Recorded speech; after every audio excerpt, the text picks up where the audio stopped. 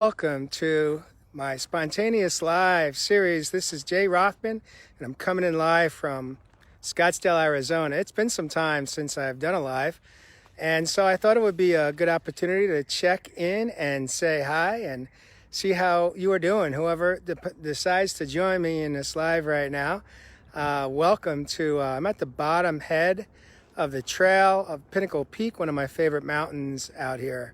And so, I was in thought today thinking a little bit about an experience that unfolded for me earlier last year. I think it was the heat of the summer. And I had an experience happen to me that came back yesterday in real life. And what had happened was I was actually hiking in mountain climbing on the tallest peak in the valley. And what happened was, as I was about 2/3 of the way from the top, it was a very hot summer day, and Mary was with me on this particular afternoon hike. We were out there for fun, and what happened was a bee kind of came up behind her and landed on her cap, and she went into panic, and I went to swat it away. And the bee retaliated, and he or she came at me and stung me right around here, right on my upper lip, and it was extremely painful. And it was like, it really took me out, and I had to do everything from literally not fall off the side of this mountain cliff. And Mary's like, I'm like, get the stinger out of me, and she was unable to for some reason. This guy passes by, and I asked if he could help, and he actually helped me. And in that moment, I was in so much pain. And Mary's like, what do you want to do? Like, do you want to turn around? I'm like, heck no, we've come this far. This is a brand new trail. This is the Camelback Trail that we were on. And it was a path we had not done before called the Cholla. And so I was like, no, I'm going to the top no matter what. I'm not stopping now. This bee sting is not going to take me out. No way, no way, no way. And so in the significant pain, I continued my hike. I was grunting, I was moaning, I was pissed off. But you know what? I made it to the top. And thankfully, I had a little essential oil with me. That was for bee stings, and I used it. Didn't really help a whole lot. But I made it to the peak of this mountain. And then I made it down, and it wasn't until like a week or so later I heard some other war stories from people that had shared that it's not urban legend, but it's the reality. The truth is that there have been people that have been stung by bees towards the peak of that mountain that have literally died. They've fallen off that mountain trail, and they were killed because of a bee sting. I'm going to take a moment here just to welcome some of you. Karen Whitehead, good to see you. Sharon Porter, thank you for joining me. Daniela Begg, good to see you. Upma Costeen, and Daniel Boggs. Begg says, great story. I would love to know where you're coming in from. Let me know what part of the world you're coming in from so I can acknowledge you. But here's what happened. So because of that was the second time that I got stung in my life, and I'd never been stung until last year. One day I stepped on a bee, and he stung me. And then this bee sting up at this 2/3 of the way from the mountain peak. And so I all of a sudden had this relationship with bees. I was in fear. Like, okay, so now I've been stung twice, and since I moved to Arizona, and so now what do I do is every time I come up near bees, or they come up to me, I go into that typical fight or flight mode. And so yesterday, we decided to go on a Sunday afternoon, check out a new trail. And while we were on this trail, we got out of the car, and where we parked, there were a number of bees. And as we opened the door, I noticed one bee flew into the car.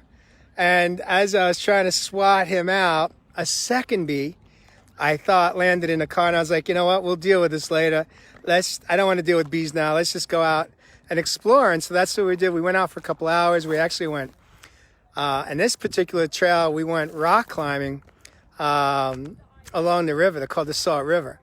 And I said to Mary, when we get back to the car, please remind me that there's probably 2 bees in the car. And so we get back to the car, and we open up all four doors and the trunk, and one of the bees flies out. And I didn't have to do a whole lot for it to get its freedom. And so it flew out of the car. And then I'm like, well, I don't see the second bee. Maybe the second bee, maybe there wasn't a second bee. So I get it into the car, and then all of a sudden, the bee's in the car. And so I jump out of the car. I'm like, damn, the bee's in the car. And so we're kind of like looking for it, can't find it. I'm thinking, okay, maybe it flew out because it's not flying around in the car. So now we get in the car and we start driving. And all of a sudden, Mary hears a bee. And I'm driving, and she looks to the back, and she spots the bee on the ground. And I go right into fight or flight. And I'm just envisioning like the worst possible scenarios that could unfold here. And so what happens is I go right to fight or flight. I'm ready to kill this bee.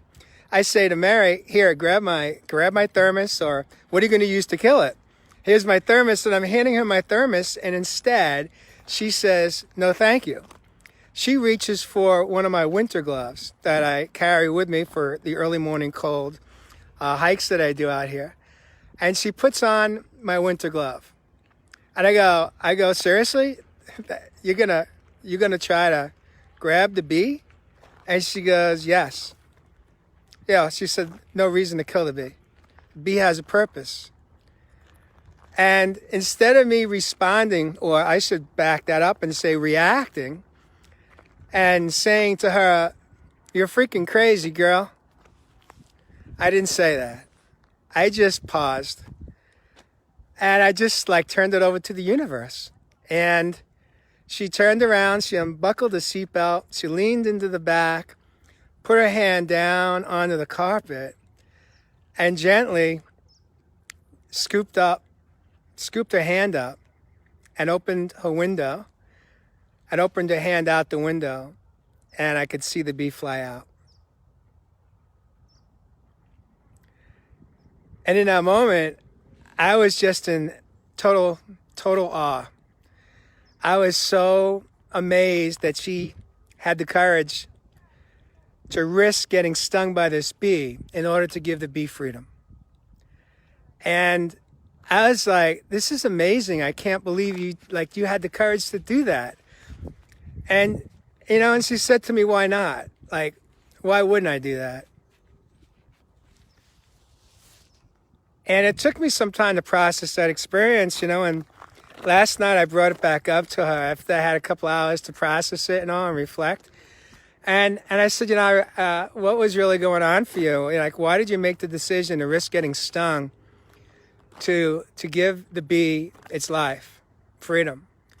And she said, because what's the difference between a bee and a baby? The bee has a family. Why would I kill it? Why not give it its freedom? Bee serves a purpose in the environment, in life, in nature. And in that moment, it just hit me. What hit me last night after she said that, and by the way, this is amazing. There is somebody at the top of that peak. I don't know if you could see him or not, but he rock climbed up to the top there, and he's literally at the top there. But what hit me this morning is that Mary and I have been together for 4.25 years. And just when we think we know everything about a friend, or even a sibling, or even in my case, my fiance, my partner, we learn something that we didn't know before. We learn what a beautiful heart someone has. That she didn't go to fight or flight. She went right into love. I, on the other hand, I was ready to take this bee out. I mean, I literally handed her my thermos. I go, here's my thermos. It's flat on the bottom. You could kill him. You could just smash him. And, the lesson for me in all of this is two things. One is that fight or flight is not the way to choose to live in life. Fight or flight, it literally is when we release cortisol from our brain. It's a sympathetic nervous system response. And when we're living in fight or flight, we are literally flooding our body with cortisol. And then once we're in cortisol, that's the fight or flight mode. Then we switch into adrenaline and we release adrenaline. Those two neurotransmitter chemicals basically create the perfect storm for disease. And most days I choose not to live in fight or flight anymore. I spent 54 years of my life living in fight or flight, and it didn't serve me and it nearly killed me at age 54. But here I am still learning that even though there's a chance that I could have got stung by a bee, or Mary could have got stung as her intention was to save this bee's life from me, she was willing to risk some pain in order to give this bee freedom. And I was blown away today on how just when we think we've got our partner figured out, just when we think we know all that there is to know, we learn something new. We learn something more. We learn something way deeper than we ever thought was possible. And it really took me to this incredible place of just pure gratitude, incredible gratitude for what Mary taught me last night, what she taught me yesterday. You know, was it the act of her saving this bee? Or was it the words that she spoke when she said, the bee has a family, why wouldn't I save its life? Is that not beautiful? And so here I am today as I just wrapped up. This is my second hike. This morning I did a hike and heal experience. I had a guest come in from New Jersey, and we spent 2 hours out in the trails talking about the important things in life that she's working on and focused on for 2020. And then I did a coaching session on video chat at my home, and then I decided, you know what, I hadn't done anything for me today, and that's unusual. So I jumped out here for a couple hours and spent some time by myself, was in prayer, meditation, music, song, dance, reflection, nature bathing, grounding, and here I am. Just thought I'd just take a moment just to check in and share this amazing story of power, of learning, like, instead of dismissing or instead of using words like, are you crazy? If I had said those words to my partner, if I had said you're crazy to Mary for wanting to maybe release this bee, how would she have received those words? How would she have interpreted those words and taken them on? As a criticism, perhaps even, as me putting her down. And instead, I didn't say that. In my past life, no doubt I would have said that. But this time around, I had faith. I was willing to have faith over fear. I was willing to have faith that no matter what, we were going to be okay. No matter what, I was going to be okay. Even if it meant one of us would get stung by this bee, we'd still, in the end, be okay. It's just a bee sting.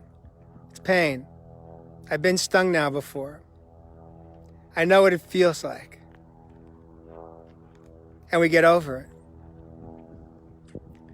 So that's my lessons for today. Faith over fear. And secondly, when you think you know everything you need to know about your partner, just remain open to receive, pay attention to not so much what they're saying, but what they're doing. Watch their actions. And when we come in with an open heart and an open mind to experience and pay attention to how they're showing up and how we're showing up, we get to really learn the lessons in life. When a student is ready, the teacher shows up. And yesterday, my teacher showed up. And Mary, I know you're going to watch this on replay. I just am so in love with you. I just cannot believe how every day you show up consistently and continue to teach me my own lessons in life. And with that, have an awesome day. I'm just going to take a moment here to thank you for joining me. Sharon Blair says she's watching. Nicole Sorger. Pam O'Donnell, thank you for joining. Mohammed, good to see you. Patty Pooley Boya, nice to see you. Sherry, good to see you as well. Jerry McVee, thank you. Daniela says, coming in from Australia. Yes, I love Australia. I've got so many friends from social media in my life today and guests that have been on my shows from Australia. I've actually got a client right now who's part of my group coaching.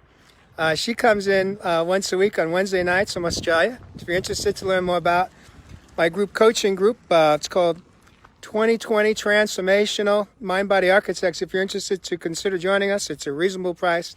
This is not a pitch, so I'm not going to go into that, but DM me if you want to learn more information about a great way to do some weekly coaching and have your breakthroughs to break free to freedom this year. I tell you what, yesterday, Mary gave that bee freedom. There is nothing more powerful than her doing that. And you know what the most beautiful part of that story is? She did it with love. She was so gentle. She was so gentle when she scooped it up, not knowing if she really scooped it up, and when she released it out the window. Just like this. She just opened her hands and the bee flew away. It was so beautiful because she came from love. What more can we ask for in our own lives? We just want love. We want to be loved. With that, have an awesome day. Take time to do some self-care. If you're coming in from overseas, it is good morning to you on a Tuesday morning. I love you guys. Keep showing up for yourself. And I promise you, your life will get better. With that, my name is Jay Rothman. Thank you for joining me on this spontaneous live. I love you guys. We'll catch you next time. Bye-bye.